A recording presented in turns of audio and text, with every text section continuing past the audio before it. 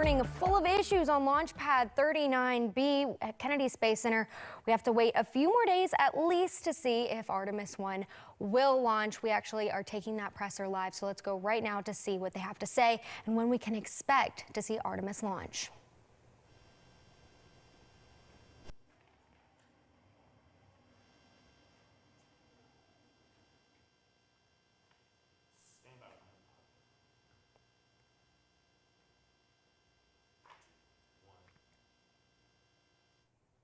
Well, we seem to be having some technical difficulties. We'll keep working on those, but let's keep moving on with your news at noon. Today marks the 17th anniversary of Hurricane Katrina and the one-year anniversary of Hurricane Ida, both causing mass destruction in New Orleans.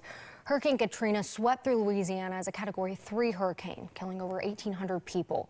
Many severe weather experts categorize the tragedy as the most catastrophic natural disaster in U.S. history. At one point, over 80% of New Orleans was under floodwater. And on the same day, Hurricane Ida slammed into the state as a Category 4, becoming the second most powerful hurricane to ever hit Louisiana. 30 people lost their lives and over $75 billion of destruction was caused.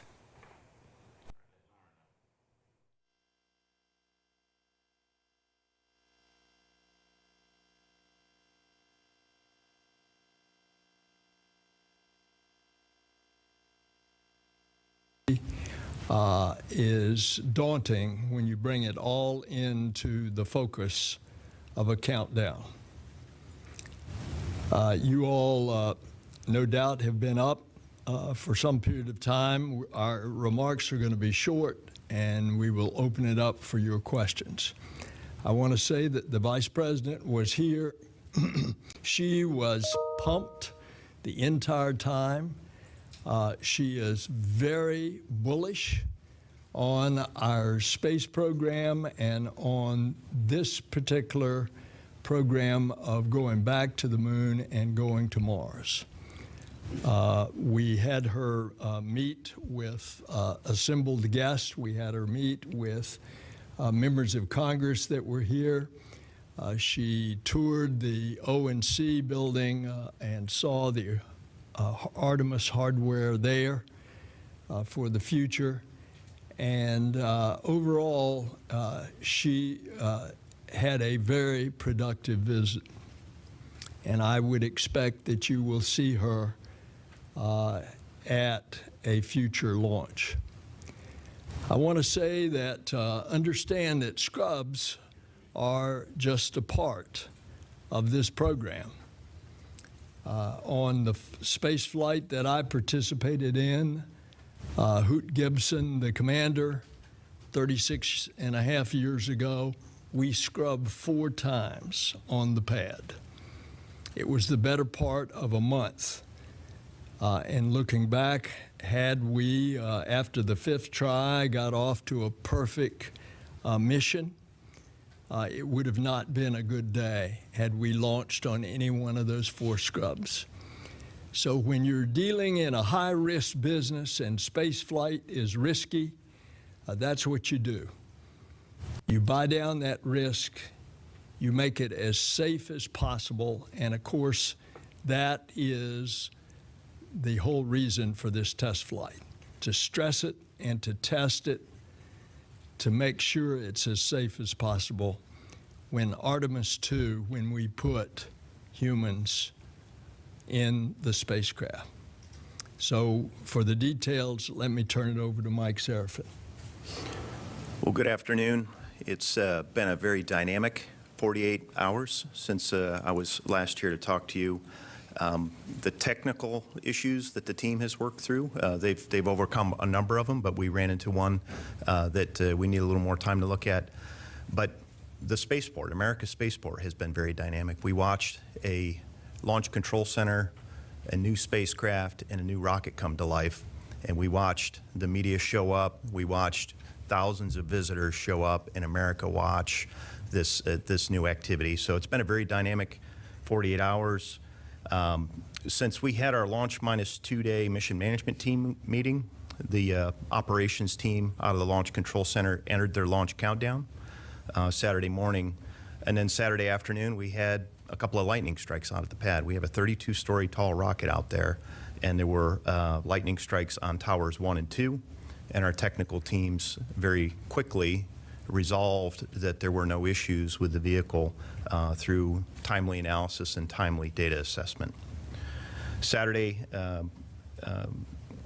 afternoon, we also closed out an action from the Launch -2 day mission management team, which was to re-verify our communications coverage associated with some late changes that we had with the rocket and the spacecraft, and the team got comfortable with the communications coverage plan.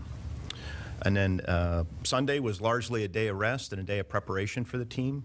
And late Sunday evening, a subset of the team came in for the tanking meeting. Myself and our launch director, Charlie Blackwell Thompson, and our propulsive elements came in at 10:50 this evening, or the prior evening, and we reassessed the readiness to load the vehicle with cryogenic oxygen, cryogenic fuel, and we were go for that. We had a go weather forecast, which was 20% chance of lightning, 40% chance of precipitation throughout the cryo loading period. And right around that same time frame, the team encountered an issue with the verification of the Orion flight software.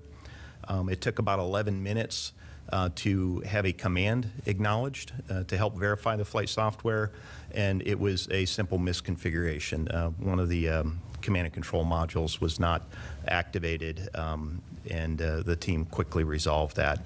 And then once they configured it, they quickly worked through the software verification, and there were no concerns at that point with the Orion software verification. The tanking meeting itself was very clean. We were done in 30 minutes, and we gave the go for tanking. Shortly thereafter, the Kennedy Space Center went into a lightning alert, and the tanking was delayed for about an hour.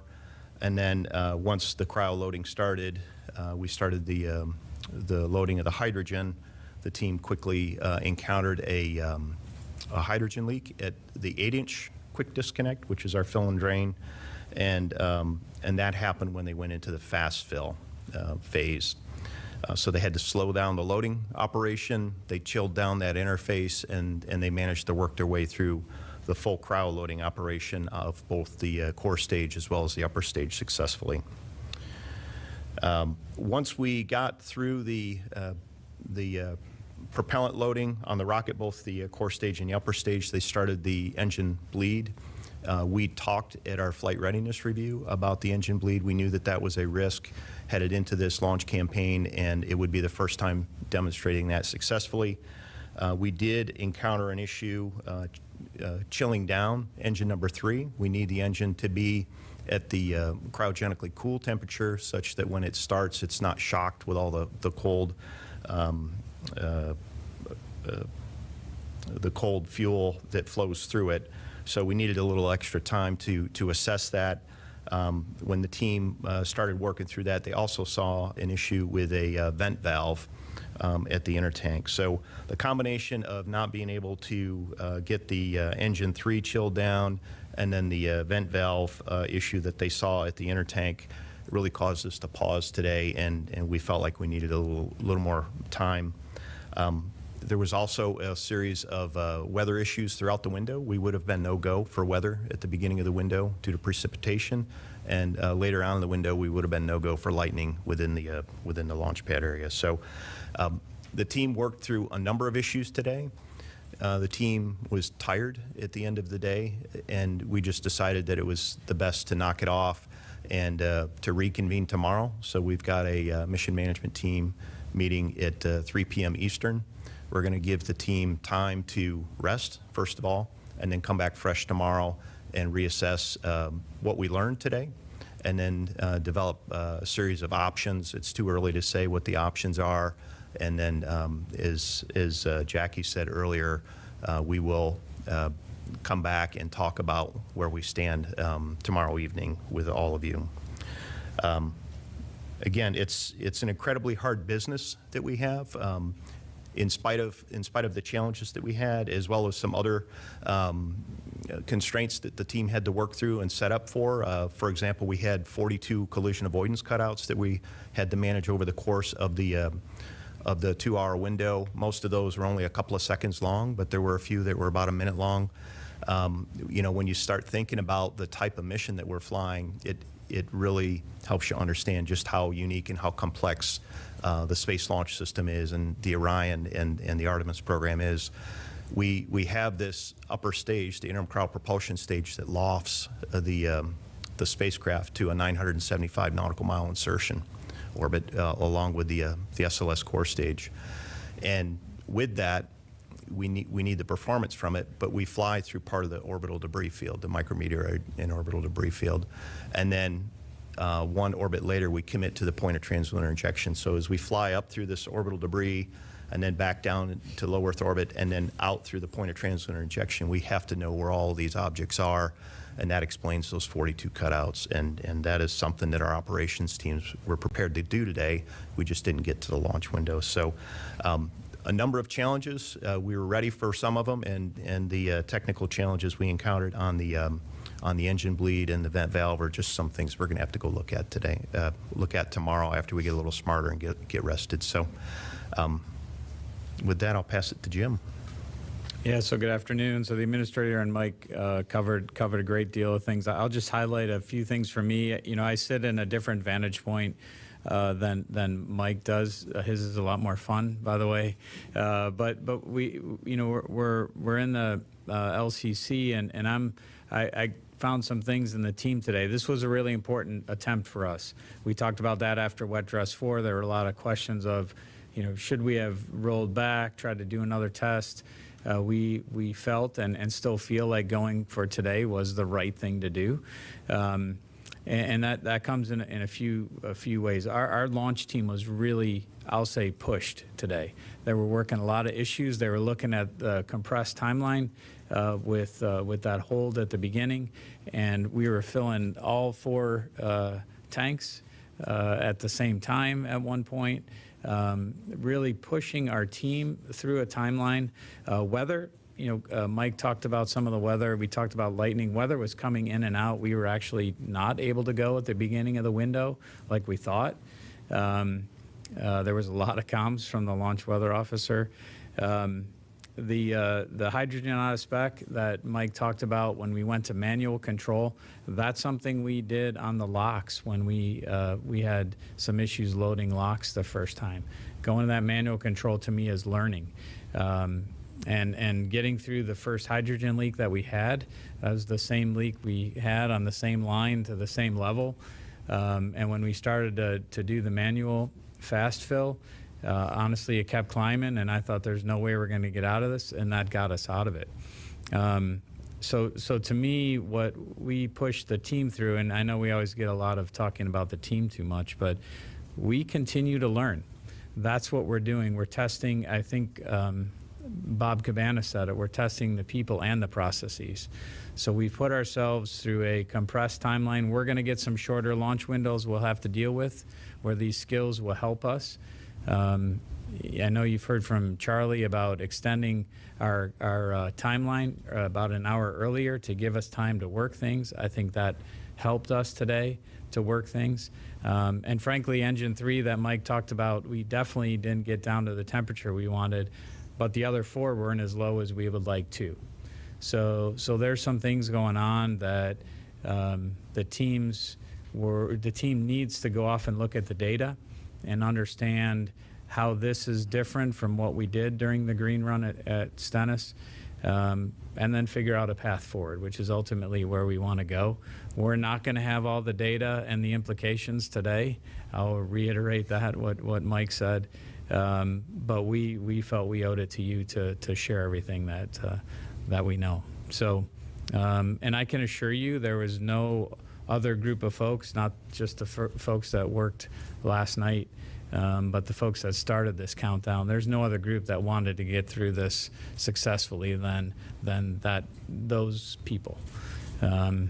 So with that, I'll turn it back to Jackie. And thanks, Jim. Just a reminder for folks joining us on the phone, you can press *1 to get into the queue. But first, we'll take some questions from the room. Marcia Dunn, AP. Marcia Dunn, Associated Press, probably for you, Mike, or Jim. Is Friday or Monday even feasible since you're dealing with an engine? And might you need to replace this engine? Could this be a problem unique to this? But I guess not, since you said that you didn't get the temperatures on any of them that you were looking for. I'm just wondering what could be the worst case here. Yeah, Mike, go ahead. I'll add on. Yeah, Friday is definitely in play. We just need a little bit of time to look at the data, but the team is setting up for a 96-hour recycle. So they're still holding in the launch countdown configuration, and we're preserving the option for Friday. They're replenishing the commodities out at Launch Complex 39B. You'll see some of those activities tomorrow. And right now, the indications don't point to an engine problem. It's in the bleed system, that thermally conditions the engines. We did change the diameter of that from Stennis, where we did the green run testing, to here, and we never fully got into the engine bleed configuration through the prior wet dress attempts, and again, that was something that we talked about at the agency flight readiness review as a known risk to our launch campaign, and at that time we said we would not launch unless we got through the demonstration of our ability to thermally condition the engines. We need that in order to start the engines and run them successfully. So we just didn't get there today. And again, this really points towards an engine bleed